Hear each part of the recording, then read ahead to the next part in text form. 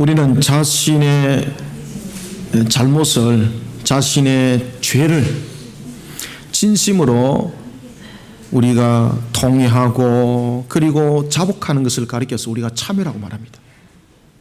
자신의 죄에 대해서 죄를 깨닫는 거죠. 참회는 무엇보다 중요한 것은 죄를 아는 의식이 있어야 된다는 것입니다. 내가 무엇이 잘못됐고 내가 무엇을 고쳐야 된다 이것이 아니라 내가 죄로 인하여서 죽을 수밖에 없는 존재, 내가 죄로 인하여서 참으로 멸망당할 수밖에 없는 나의 현실을 통회하고 자복하는, 그러면서 그것을 진정으로 회개하며 하나님 앞에 은혜를 구하는 참회, 얼마나 중요한지 모릅니다. 이 참회가 시편 150편 가운데 참회시가 전체적으로 총 7편이 실려져 있습니다. 어떤 분량적인 측면에서 보면 참회시가 150편에서 10%도 해당되지 아니하는 한 5% 정도에 해당되는 비중을 차지하고 있다 볼 수가 있습니다. 그 가운데서도 참회시 가운데서도 7편의 참회시 가운데서 6편이 바로 다윗과 관계에 있는 내용들입니다. 6편과 32편 그리고 38편, 39편, 51편, 130편, 143편 이렇게 7편이 있는데 그 가운데서 6편을 다윗이 기록했습니다. 그럼 여러분들 다윗에 관한 일들이 어떤 일이 있었는가 여러분 대충 짐작이 가시죠? 참으로 다윗이 험난한 인생을 살아왔다는 것이고 또한 다윗조차도 범죄함 속에서 그가 예외가 아니었다는 것을 우리에게 강력하게 설명을 해주고 있습니다. 그런가 하면은 다윗은 자신이 죄를 깨닫고 자복하면서 통회하면서 회개하는 신앙 속에 하나님 앞에 나갔다는 것을 우리에게 또한 설명하기도 합니다. 그런가 하면은 우리는 다윗의 참회의 이 6편을 통해서 우리가 또 깨달아야 될 것이 있습니다. 두 가지 중요한 것을 깨달아야 되십니다. 그것은 뭔가 하면은 제일 먼저 누구도 사람은 완벽하지 못하다는 것을 우리는 이 다윗의 참회의 6편의 10편을 통해서 우리는 깨달아야 되는 것입니다. 한 번만 하면 됐지 2번, 3번, 4번, 5번, 6번 그죠? 이것은 무엇을 우리에게 말하고 있습니까? 사람은 그 어느 누구도 완전할 수 없다는 것을 우리에게 설명하고 있습니다. 그 다음에 또 하나 두 번째는 이런 참회 10편을 통해서 우리에게 또 하나 깨닫게 하는 것은 뭔가 하면은 사람은 누구도 죄로부터 자유할 수가 없다는 것을 우리에게 또한 두 번째는 설명을 하고 있습니다. 이런 다윗이 하나님께 나옵니다. 오늘 우리는 다윗의 참회의 시편을 통해서 다윗이 하나님께 어떤 모습으로 어떤 신앙으로 나왔기에 하나님은 다윗을 기뻐 받으셨을까? 우리는 다윗의 이 참회 시편을 통해서 우리는 또한 어떤 모습으로 하나님께 나가는 자가 되어야만이 하나님이 기뻐하는 신앙이 될까? 이것을 하나님 편에서 또한 우리 편에서 함께 볼 수 있어야 되는 것입니다. 우리는 신앙이라는 것은 한 편을 가지고 말하는 것이 아니라 하나님의 관점에서 바라보는 직시하는 신앙이 되어야 되는 것이었고, 또 하나는 두 번째는 우리가 주를 바라보는 신앙의 관점이 함께 두 가지가 다 성립되어야 되는 것입니다. 오늘 우리는 이 참회 시편을 통해서 하나님이 어떤 신앙의 자세를 기뻐할까? 다윗의 참회 시편을 통해서 우리가 세 가지를 한번 봅시다. 하나님은 어떤 신앙을 기뻐할까? 어떤 신앙을 기뻐할까? 그가 회개함으로 나오는데 하나님은 왜 기뻐했을까? 우리가 10절을 먼저 한번 읽어봅시다. 시작. 하나님이여 내 속에 정한 마음을 창조하시고 내 안에 정직한 영을 새롭게 하옵소서. 아멘. 그 이전에 7절에 보시면요, 다윗이 이런 고백을 합니다. 우슬초로 나를 정결하게 하소서. 내가 정하리이다. 나의 죄를 어떻게 씻어 주소서. 지금 회개를 하고 있죠. 그런데 오늘 여기서 여러분들이 절대 놓치지 말아야 될 것이 있습니다. 지금 다윗이 회개하는 것이 단순한 회개가 아닙니다. 그래서 하나님이 기뻐하는 겁니다. 그리고 우리는 이 다윗의 참회의 시편을 통해서 우리가 하나님 앞에 어떤 신앙과의 관점을 가지고 써야 되는가라는 것 참으로 중요합니다. 우리가 신앙 그러면은 신앙과 직결되는 것은 믿음입니다. 믿음은 무엇과 직결되는가 하면은 하나님을 향한 확신과 연결됩니다. 여러분들 구원받았음을 확신하십니까? 이 확신은 흔들리지 말아야 됩니다. 아멘 해놔놓고 돌아서 가지고 화장실에 가지고 야 이거 나는 구원받았나 말이지 이 뭐 이렇게 갈등이 생겨 우리 남편은 구원받았나 이 뭔 갈등이 생겨 이 전부 다 마귀가 주는 마음입니다. 구원은 확신입니다 여러분들. 그래서 우리의 신앙은 흔들림이 없는 확신의 신앙으로 나가야 됩니다. 그런데 이 흔들림 없는 확신의 신앙으로 나가기 위해서는 또한 무엇보다 중요한 것은 우리가 신앙을 어떻게 중심으로 세워야 나야만이 흔들림이 없는가라는 것을 대해서 여러분들 잘 아셔야 됩니다. 지금 다윗이 보면은 참회시를 몇 편을 기록했다고 이야기를 하고 있습니까? 6편을 기록하고 있습니다. 6편. 그 6편을 기록하고 있는데 다윗이 오늘 보면은 하나님 앞에 회개할 때에 어떤 이야기를 하는가 하면은 이런 이야기를 합니다. 회개하면서 하나님 나에게 두 가지를 합니다. 정한 마음을 주옵소서. 그런데 이 정한 마음을 어떻게 창조해 주십시오. 키포인트입니다 이게. 그 다음에 두 번째는 정직한 영을 주옵소서라고 말할 때 정직한 영을 어떻게? 그렇죠. 새롭게 주십시오. 새롭게. 지금 여기서 주 포인트가 무엇입니까? 과거의 나에 대한 찍기에 대한 더러움을 완전히 그냥 도말해 달라는 겁니다. 이거는 속된 말로 뭔가 하면요 나를 죽여주십시오 이겁니다. 인격적으로 나를 죽여주십시오. 영적으로 나를 죽여주십시오. 창조는 뭡니까? 창조는 새롭습니다. 또한 새로움은 또 무엇입니까? 우리가 십자가에서 죽으시고 부활 아닙니까? 그죠? 지금 바로 그 이야기를 하고 있는 겁니다. 지금 이야기는 무슨 이야기인가 하면은 하나님 나를 그냥 단순하게 용서하지 마십시오 이 말입니다. 그래 하나님 기뻐하시는 겁니다. 지금 다윗의 시편에 보면은 그런 고백들이 있는 겁니다.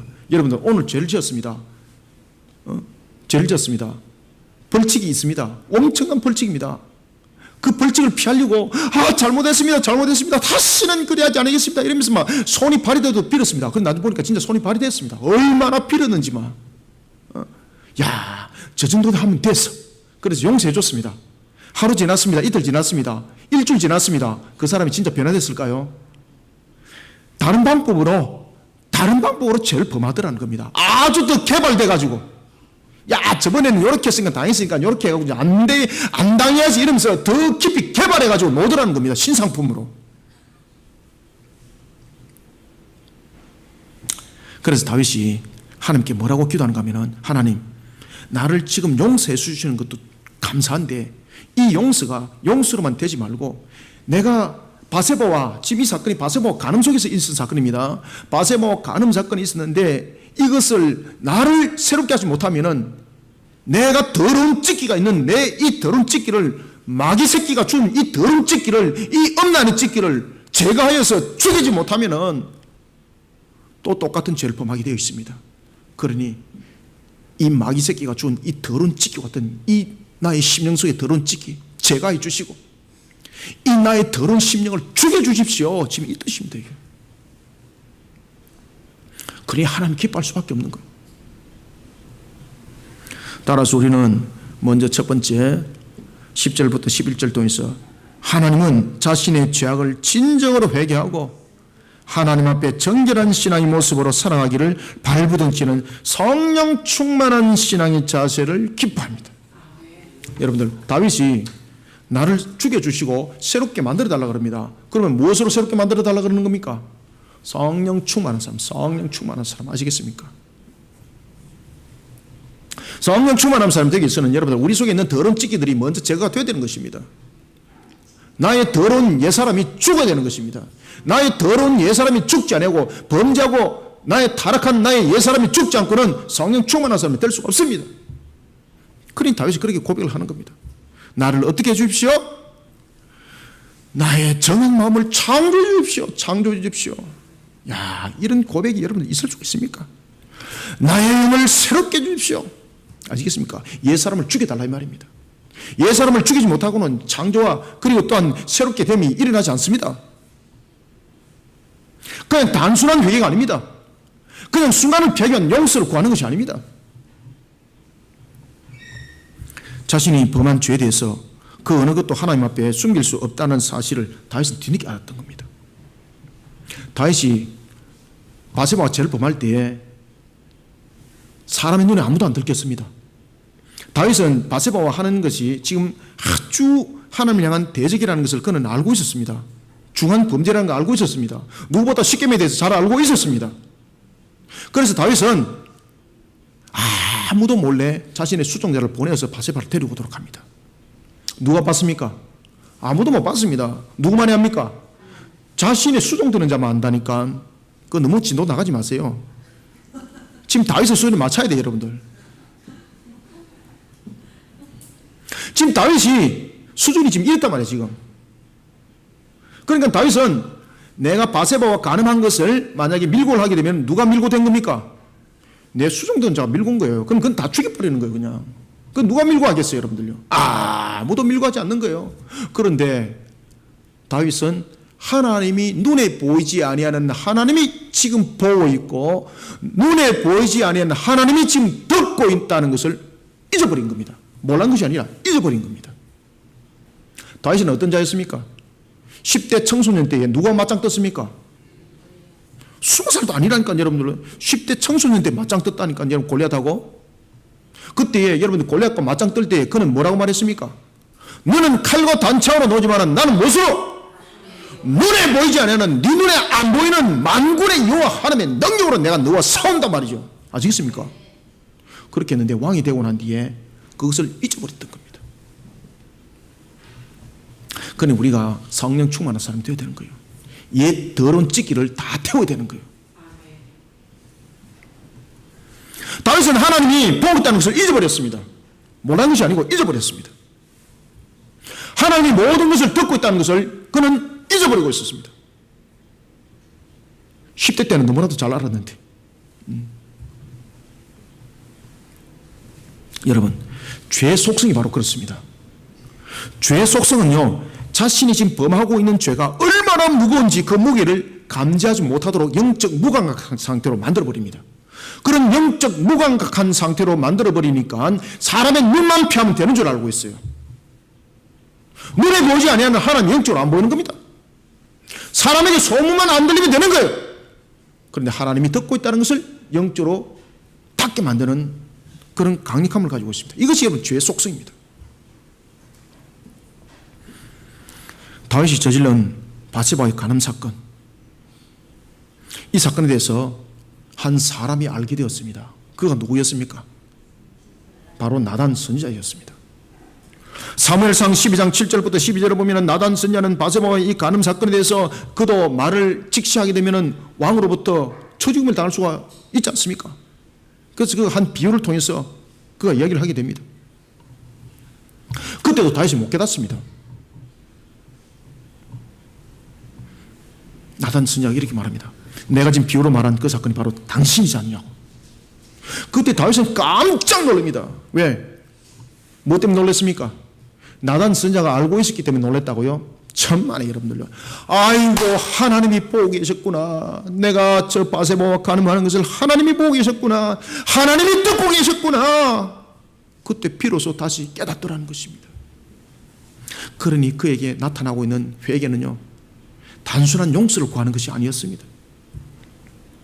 여러분, 이 간음은 어떤 것인가 하면요, 출애굽기 20장 14절을 보면은 절대 행해서는 안 되는 중대한 범죄입니다.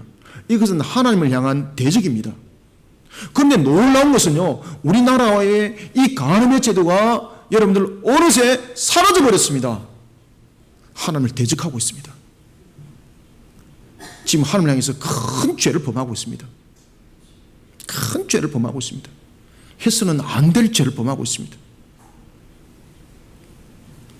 하나님을 향한 이 중대한 범죄를 통해서 신명기 22장 24절은 그것을 돌로 쳐 죽이라 그랬습니다.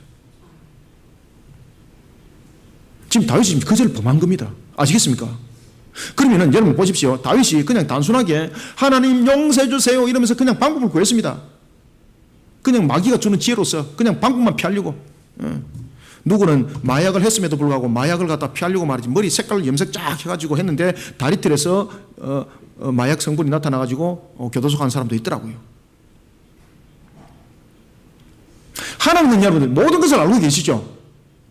그때 만약에 다윗이 정말로 왕으로서 그가 해서는 안 될 일들을 했을 때에 잘못을 이제 들켰습니다. 그때 하나님 용서해 주세요 입버릇처럼 그냥 얘기했다. 그러면은 하나님은 이미 그 속을 알고 계시는 하나님이 다윗을 용서했겠냐 말입니다. 용서 안 했습니다. 다윗을 그 자리에서 적사시켰을 겁니다. 저는 그에 대해서 확신합니다. 하나님께서 분명히 그 계명에 대해서 알고 있는 왕이었습니다. 그리고 하나님께서 기름 부어서 세운 자였습니다. 기름 부어서 세워진 자는요 갑절로 그 효과가 돌아간다는 것을 여러분 아셔야 됩니다. 그래서 보면은 모세와 아론이 가나안 땅에 들어가지 못하죠. 지도자로서의 그 값은 더 무겁습니다. 만약에 다윗이 하나님 앞에 기계적으로 용서를 구했다면 하나님이 그 자리에서 적사시켰을 겁니다.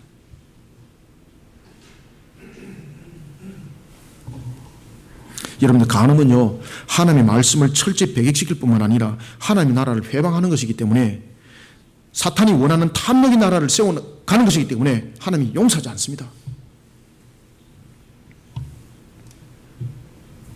시편 51편에 보면은 마귀가 주는 마음인 정욕에 잠시 눈이 멀었던 다윗은 자신이 범한 그 간음에 대해서 철저히 회개를 합니다. 이때 다윗은 하나님께 어떻게 회개를 합니까? 나의 옛사람을 죽여주시옵소서. 나의 옛사람을 죽여주옵소서. 단순한 용서로서는 또다시 그런 죄를 범할 수가 있으니 나의 옛사람을 죽여주십시오. 그리고 나로 하여금 새 사람으로 하나님 만들어 주옵소서. 하나님이 그걸 기뻐하더라고요. 이후로 성경에 보면은 다윗은 그런 동일한 죄를 범하지 않습니다. 다윗은 하나님께 고백합니다. 내 속에 정직한 마음을 창조하시고 내 안에 정직한 영을 새롭게 주옵소서.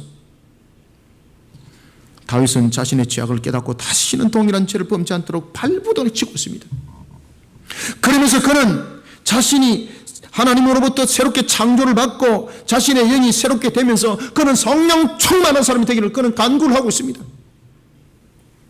다시는 죄를 짓지 않겠습니다. 하나님 용서해 주옵소서. 이 정도가 아닙니다. 야 이거 순간 피하고 보자. 이 잘못하면 죽는다. 나는 그래도 살아야 되지. 이런 머리의 계산이 아니었던 이 머리의 계산이 아니었던 다윗. 그는 심지어 자신의 옛사람을 죽여달라고 그럽니다.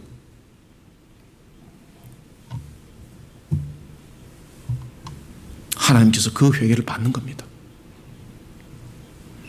다시는 그렇게 하지 않겠습니다.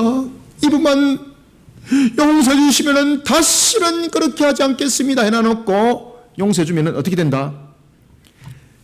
조모하게 다른 방법을 통해서 비슷한 것도 한다. 아시겠습니까? 하나님 그걸 아시죠?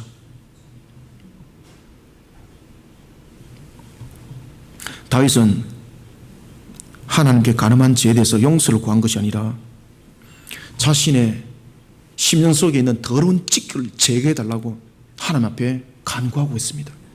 왜 그렇습니까? 용서를 받더라도 더러운 찌꺼가 남아있으면 이 더러운 찌꺼가 다음에 똑같은 짓을 또 하기 때문에 그러면 하나님을 두 번 배반하는 결론이 되기 때문에 나는 그 일들을 할 수가 없다는 거죠. 하나님 나를 용서하시되 나의 옛사람을 죽여주십시오. 더러운 찌기로 가득한 나를 죽여주십시오. 그래서 그는 창조해주세요, 새롭게 해주세요, 이 두 가지를 이야기를 하는 겁니다. 창조해주세요, 새롭게 해주세요. 무엇으로? 성령 충만한 사람으로 말입니다. 성령 충만한 사람으로. 여러분 디도서 3장 5절에 보면은요 사람은 성령으로 거듭나지 않고는 결코 새롭게 거듭날 수가 없습니다. 그럼 여기서 나를 새롭게 해달라는 것은 무엇입니까? 성령 충만한 사람으로. 성령 충만한 사람. 성령의 다스림을 받게 해주십시오. 그래야 하나님이 기뻐하는 겁니다. 사랑하는 성도 여러분, 하나님의 말씀을 따라서 오늘도 우리는 정결한 삶을 살기를, 성령 충만한 사람이 되기를 발부둥을 칩시다. 이런 우리의 모습들 세상은 알아주지 않습니다. 그러나 우리의 모습들은 눈에 보이지 아니하는 하나님을 바라보는 관점에서 살아가야 합니다. 이것이 우리의 삶의 모습이 되어야 합니다. 이것이 우리의 생각과 우리의 모든 인격이 되어야 합니다. 사람에게 포커스를 맞추는 것이 아니라 하나님께 우리는 포커스를 맞춰야 합니다. 이것이 우리의 값이기도 합니다. 성령 충만한 사람이 되지 않고는 그 값을 살아갈 수가 없습니다. 오늘도 이란 속에 죄악된 것들이 판치는 세상, 우리는 그들과 함께 조화를 이루어서는 안 됩니다. 우리는 그들 향해서 불평하고 직시하고 그런 것이 아니라 우리가 성령 충만한 사람으로 살아가면서 오늘도 우리가 옛사람을 죽이고 살아가는 우리 모습이 무엇인지를 그들에게 보여주는 빛이 되어야 합니다. 오늘도 성령 충만한 신앙의 모습으로 예수 닮은 성도의 모습으로 세상을 바꿔가는 일에 또한 발부동을 치는 우리 모든 성도들이 되시기를 소원합니다. 그러면 두 번째는 우리가 어떤 모습으로 우리를 세워야만이 하나님이 기뻐할까? 12절을 한번 읽습니다. 시작. 주의 구원의 즐거움을 내게 회복시켜 주시고 자원하는 심령을 주사 나를 붙드소서. 아멘. 그러면서 다윗이 뭐라고 또 고백하는가 하면은, 자, 이왕 읽은 거 13절도 한번 읽어봅시다. 13절 시작. 그리하면 내가 누구에게 범죄자에게 무엇을 주의 도를 가르치리니 누가 죄인들이 누구에게 죽게 돌아오리다. 아멘. 지금 뭐 하겠다는 겁니까? 지금 용서하는 것으로 끝나는 것이 아니라 하나님이 어떤 분이라는 것을 지금 세상 속에 제가 알리겠습니다라는 겁니다. 정인의 길을 걷겠다는 거죠. 정인의 길을. 그래 하나님이 기뻐하는 거예요. 여러분, 정인은요 단순한 정인이 되어서는 안 됩니다. 우리가 지상 대위임령 전투도 여러분들이 정인이 되어야 됩니다. 그저 그 사람들 끌고 와서 하루에 그냥 교회 합으로 앉혀놔놓고 이거 안 됩니다. 여러분들 아시겠습니까? 사명과 사력을 다해야 됩니다. 그래서 내가 정인이 되어야 됩니다. 내가. 저는 이제 여러분들에게 말씀드리지 않습니까? 저는 하나님 앞에 저는 정인이 될 수 있을 수밖에 없는 조건을 너무나도 많이 가지고 있다고. 그죠? 과거에 저를 알던 사람은요, 야, 저 사람이 목사가 되어서 과거에 40년 전에 저희 친구들, 야, 그런가 하면 또 어떤 친구는 또 20년 만난 지 한 20년 된 친구가 같이 밥을 한 그릇 먹으면서 그러더라고요. 아, 네, 그래. 너 목사 될 줄 알았다. 새벽기도 다닐 때에 목사 될 줄 알았다. 그때 자기는 얘기는 했다 그러더라고.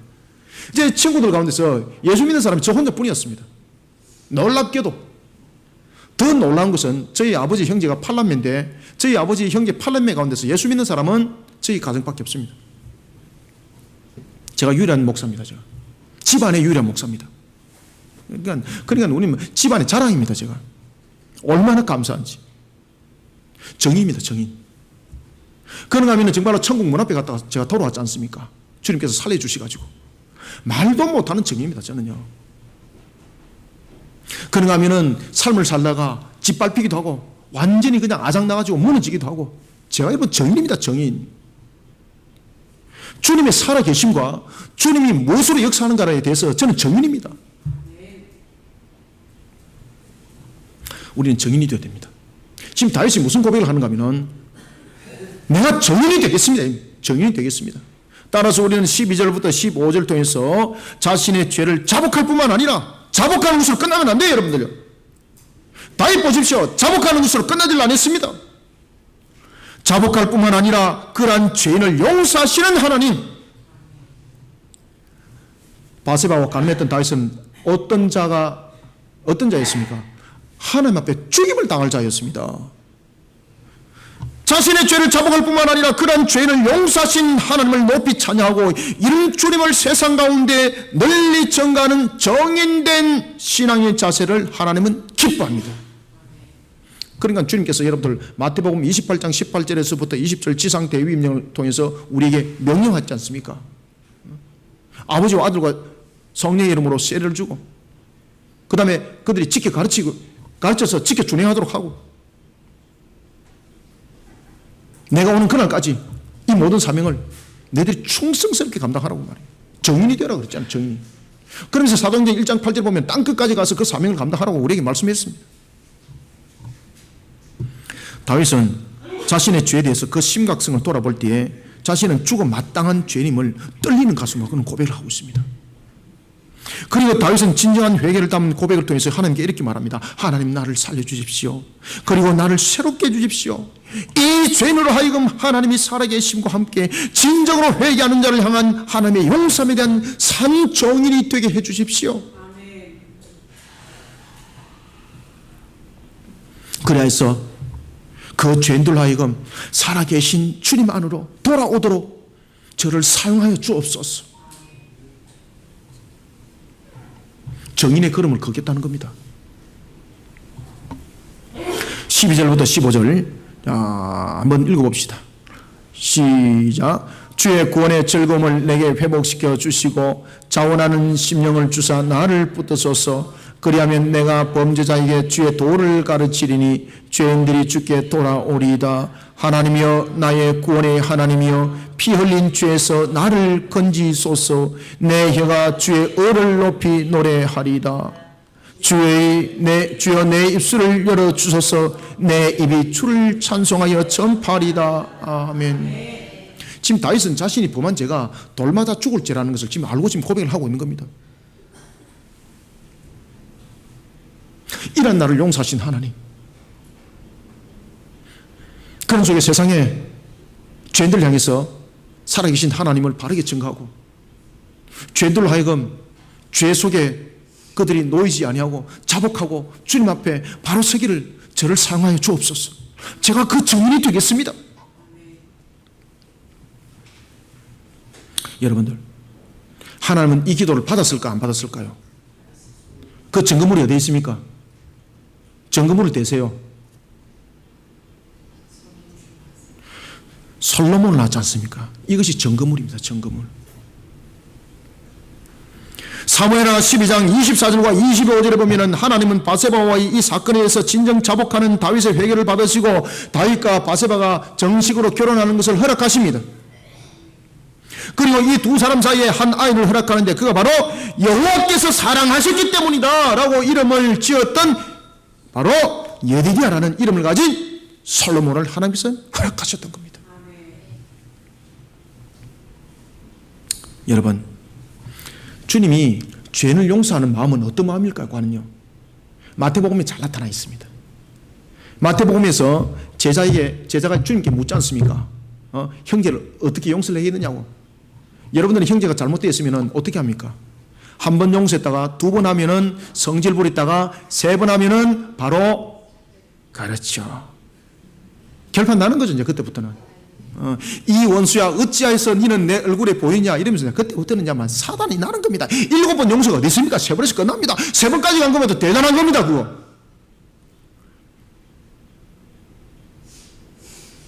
그런데 주님께서는 마태복음 18장 21절부터 22절에 보면은 죄인을 향한 주님의 마음이 어떻다고 말하고 있습니까? 7번을 몇 번이라도 용서해주라. 70번이라도 용서해주라. 이 말은요, 용서의 한없음을 말하고 있습니다.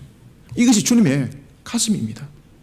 이것이 어찌 세상의 방식과 세상의 사람의 생각 속에서 이것이 성립이 될 수 있겠습니까? 그러니까 주님을 향한 신앙은요, 세상 방식으로 하면 안 됩니다. 세상 방식으로 이해하면 안 됩니다. 다윗의 범죄는 너무나도 위중했습니다. 도저히 용서받을 수 없는 죄였습니다. 그러나 하나님의 용서의 원리는 세상의 방식의 원리가 적용되지 않았습니다. 만약에 세상의 방식에 적용이 되었다면 다윗은 그 자리에서 즉사했습니다. 하나님의 용서는 마치 7번을 70번이나 용서했던 것 뿐만 아니라 1만 달란트 빚진 자의 모든 빚을 즉시 다 탕감해주고 그에게 살 길을 열어준 그 용서를 초월합니다. 아시겠습니까? 그 용서를 초월했기 때문에 하나님께서는 다윗을 살려줬던 겁니다. 그 용서를 초월했기 때문에 하나님께서는 다윗과 바세바 사이에 솔로몬을 허락했던 것입니다.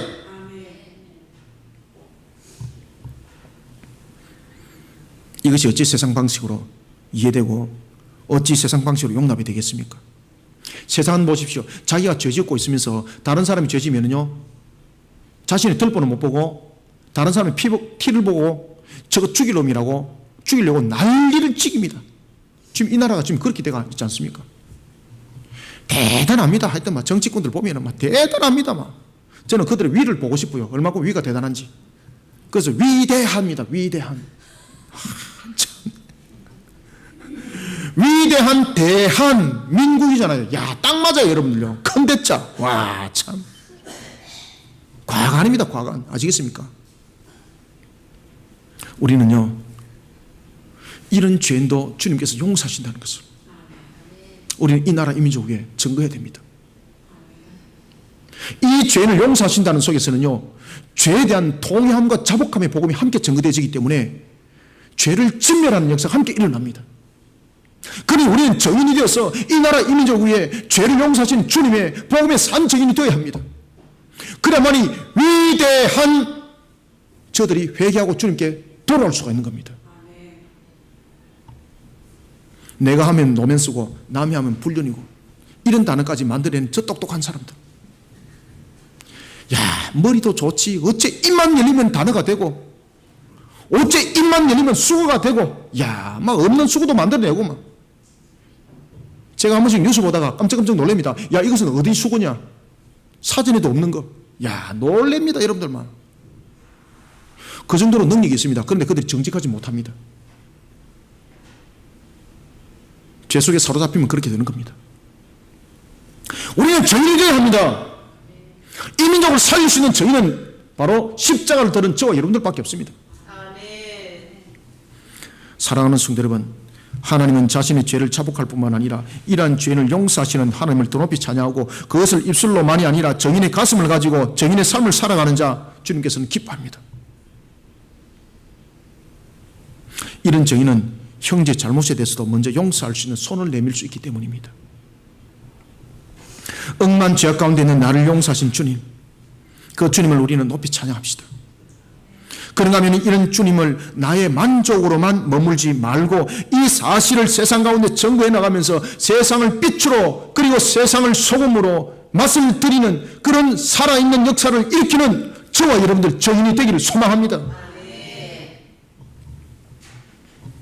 우리 인간은 여러분들 얼마나 연약한가 아십니까? 우리 인간은 스쳐 지나가기만 해도 상처납니다. 제가 지금 손가락이 밴데 스쳐 지나가다 상처나가지고 지금 밴된 겁니다. 지금 피가 안 멈춰가지고 지금 이틀째 지금 밴다고 있습니다. 피가 안 멈춰서 스쳐 지나갔는데 이 피가 안 멈춰요. 이게. 우리는 그 정도로 우리는 연약합니다.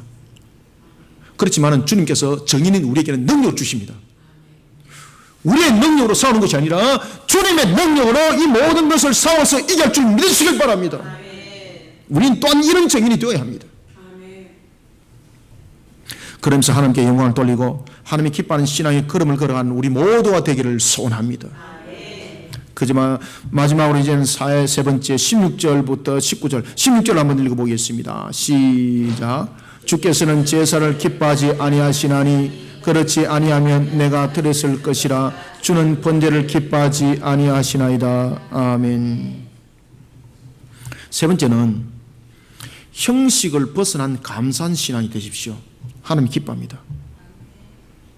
지금 다윗이 보면은 19절의 끝에 보면은 그들이 숫소를 주의 제단에 드리리다. 이 하나님께 감사의 물을 드리는 겁니다. 우리는 하나님께 늘 감사하는 신앙을 가져야 합니다. 참으로 중요한 신앙입니다. 오늘도 나의 소득을 주심에 대해서 감사하시길 바랍니다. 오늘도 하나님께서 나에게 호흡을 주심을 감사히 여기실 바랍니다. 일용할 양식 가지고 투덜투덜 대지 말고, 야, 다른 집에는 날마다 고기인데 나는 오늘도 왜 이렇게 밥에 물 말아 먹어야 되냐. 물 말아 먹게 되는 것은 건강에 더 좋은 줄 믿으시길 바랍니다.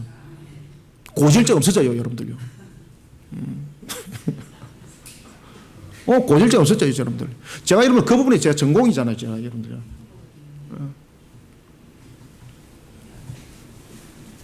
우리는 마지막으로 16절부터 19절 통해서 하나님은 형식적인 신앙이 아니라 하나님께 은혜 베풀어 주신 그 은혜와 자비에 대해서 진정으로 감사하는 신앙으로 하나님께 나오는 그 신앙을 기뻐하십니다.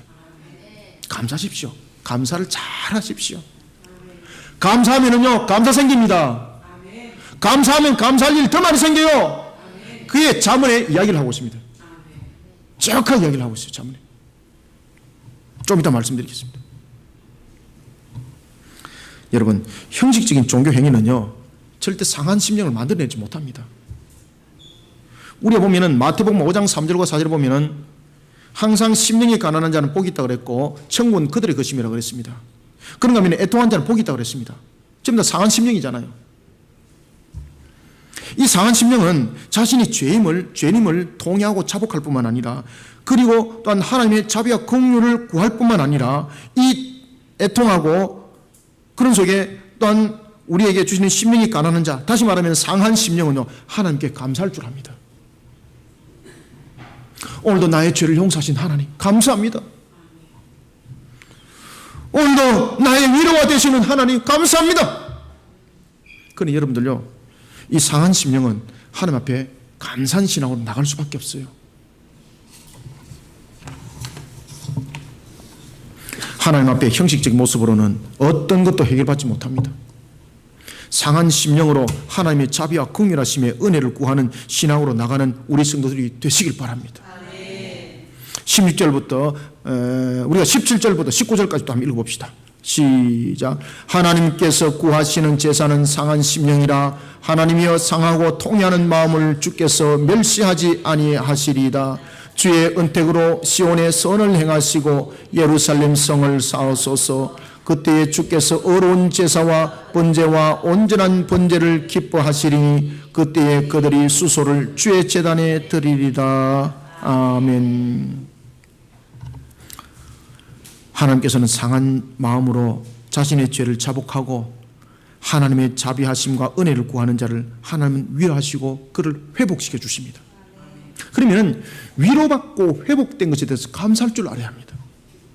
진정으로 상한 심령은 그래서 감사한 신앙과 연결이 되는 겁니다. 다윗 보십시오. 하나님께서 베푸신 은혜와 자비하심에 대해서 감사합니다. 그 감사하기 전에 그는 통회하고 상한 심령으로 주님 앞에 나갑니다. 그러니 통회하고 상한 심령은 결국은 감사신앙과 연결이 되는 겁니다. 그런 다윗 보십시오. 하나님으로부터 용서함을 받은 것을 보고 그는 하나님 앞에 감사 예물로서 수소를 제단에 드렸더라. 하나님께 베푸신 은혜에 감사해 드렸던 이 제물.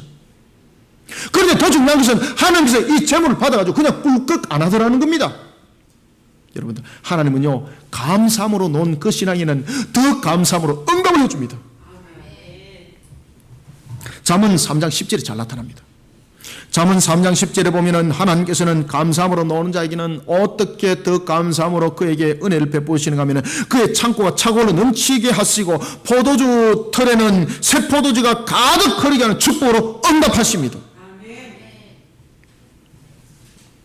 왜? 이 하나님의 속성이기 때문에 그렇습니다. 우리는 하나님의 속성을 잘 아셔야 됩니다. 하나님의 속성은요 빼앗는 것이 아닙니다. 주기를 원하는 속성입니다. 풍성하게 만들어 주기를 원하는 속성입니다. 그러니 하나님께서 생육하고 번성하고 땅에 충만하리라고 축복했지 않습니까? 마귀는 뺏어가는 것이지만 하나님은 우리를 충만하게 하기를 원하시는 거예요. 그러나 하나님이 진정한 감사신앙으로 나오는 것을 얼마나 기뻐하는지 아시겠습니까? 얼마나 기뻐하는지. 그런데 또 이런 사람이 있습니다. 야, 이렇게 감사하는 신앙으로 나가면 하나님께서 참 갑절로 준다 그랬지. 그러니까 나는 감사, 그때만 감사해놔놓고 속은 내 계산 해가지고 하나님께 예물을 드렸습니다. 하나님께서 그 예물을 싹 걷어가지고 그 다음 안 줍니다.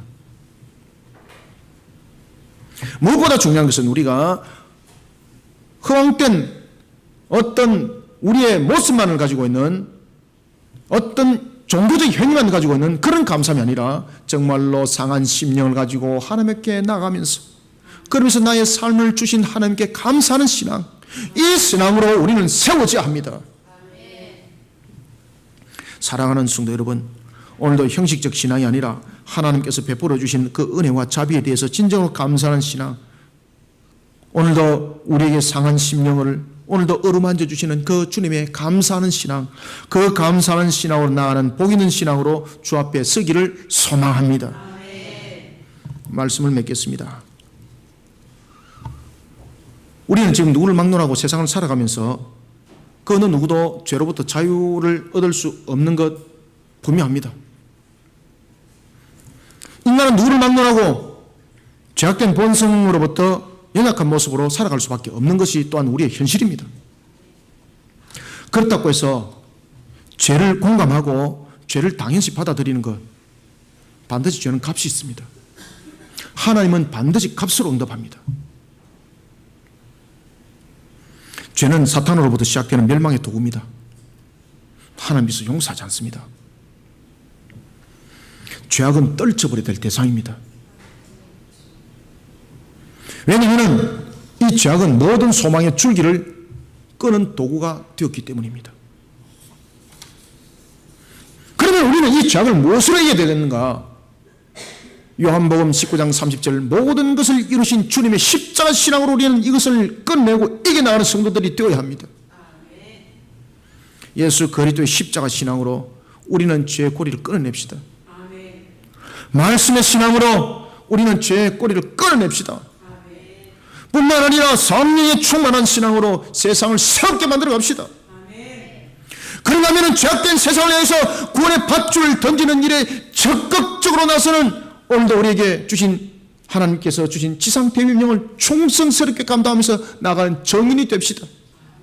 이런 속에 우리가 주님의 일을 하다가 때로는 넘어지기도 합니다.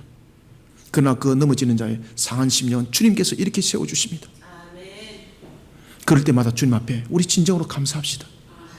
그런데 놀라운 것은 주님께서 그런 우리를 내팽개치지 아니하시고 우리의 연약함을 아시는 하나님, 우리의 부족함을 아시는 하나님, 우리의 무지함을 아시는 하나님께서 우리의 무지함은 오늘도 지혜롭게 하여 주시고 우리의 연약함은 오늘도 능력 있게 하시고 우리의 모든 부족함은 오늘도 새 포도주 틀에 포도주가 차오르 넘치게 하시고 곳간의 모든 것을 채워서 충만케 하시는 잠언 3장의 말씀처럼 그런 역사를 일으켜 달려가게 할 줄 믿으시길 바랍니다.